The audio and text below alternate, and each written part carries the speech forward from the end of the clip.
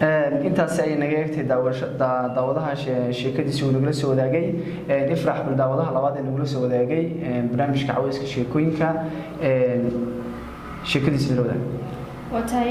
داودهني وحو يري مغاعي waa Cabdifataax Maxamed Cali oo jooga magaalada Hargeysa waan salaamaya wadaadyaasha barnaamijka aniguna taalamida wada ku soo marnaa walaalahay wuxuu yiri xariif cabtooy ah ayaa nin tukaan la ah deen ka qaatay maalin danbana xariifkii cabtooyga ahaa timaha ayuu iska soo xiiray tukaanlihii uu qoysan waayay mar kale ayuu deen kale ka qaatay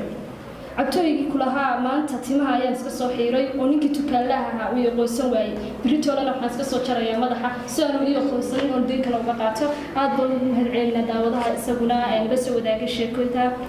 bal maxamed sheekooyinka aad u naadinay sid walaal aad baad mahadsan tahay walaal haddii aan ku sii socono barnaamijkeena sheekada ay nala soo wadaagtay walaasheen Sucaad Aadan Ismaaciil sheekadani oo ah sheeko xikmad leh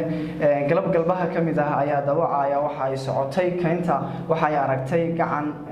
cinab ah oo ka laalaada laanta laan aad u qurux badan hadda ayaan ka oon bixi lahaa sida ayay niyada ka tiri dhowr talaabo inta ay dib u qaaday ayaa dacwadi ku soo booday gacankii cinabka ayaa aad ka qurux badnaa laakiin nasiib darro way gaari weyday mar labaad ay hadana dhowr talaabo dib u qaaday way ku soo booday nasiib darro laakiin hadana way gaari weyday intay markii labaad ay iska tagtay waxay tiri maalmahani aad ayay u qaraar yihiin sidaasi intay ku hadashay ayay socodkeeda iska sii wadatay daawadahaasi waxa uu ahaa Sucaad Aadan Ismaaciil oo sheeko xikmad leh nagula soo wadaagay waxaan leenahay aad baad mahadsantahay Sucaad aan xagga ay u noqday ifraax aan ku socno barnaamijkeeni عويسك شيكوينك وليدا وضعي هكذا نقول سعته وتلفزيون عالمي جاي سومالي تي في حرمتي سكودا نقول أنا هاي مجال برعو برنامج عويسك شيكوينك وحا مقالكم قرطة بدل يدرس عسيني وإنترنت التي في جاب محمد سليمان محمد أكرم أونلاين هيك عتكم مقاضو واتاي هذا نقولك شيكوينك أنا صلى الله وحول داوده أنا مقعي هو صفية إسماعيل أو شوكتة بربرة waxaan idin wadaagayaa bay sheeko oday reer mudug ah oo xarfaanta magaalada ayaa lagu yiri qofkii soo jara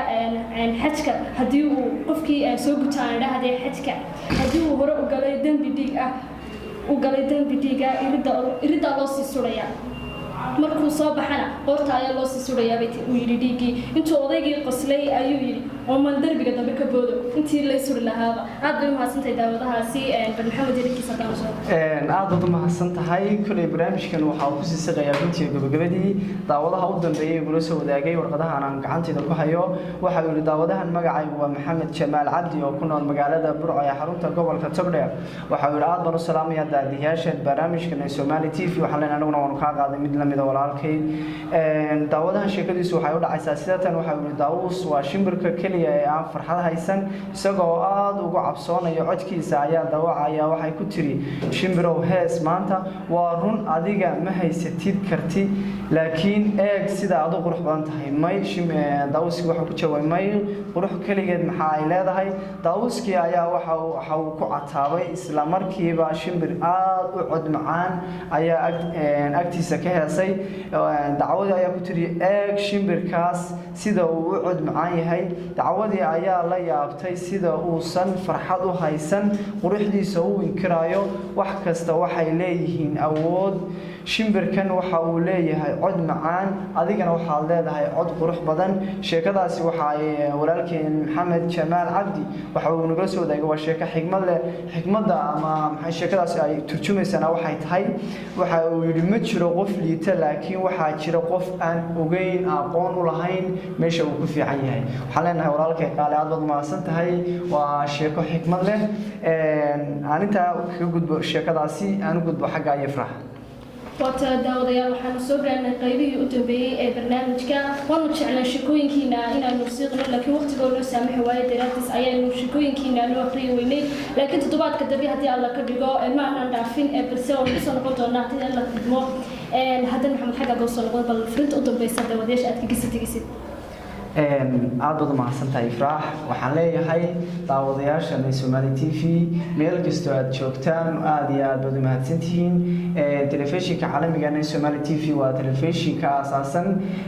magaalada Burco ee xarunta gobolka Togdheer kaas oo ay isku kaashatay dhalinyaro aad u fara badan kuwaas oo fikrada iyo maxay tahay isku kaashaday insha Allah waxaan rajeynayaa inaan kana hirgelino gobolada kale ee Soomaaliland iyo geeyiga Soomaalida oo dhan waxaan leenahay dhalinyarta daawadayaasha ku xiran Somali TV iyo kuwa ku xirnayba Somali TV oo helka dhalinyarada ku xirnaadan leenahay insha Allah wax barnaamijyo iyo barnaamijyo kale iyo barnaamijkan oo taxanaana waad kala socon doontaan shaashada caalamiga ah Somali TV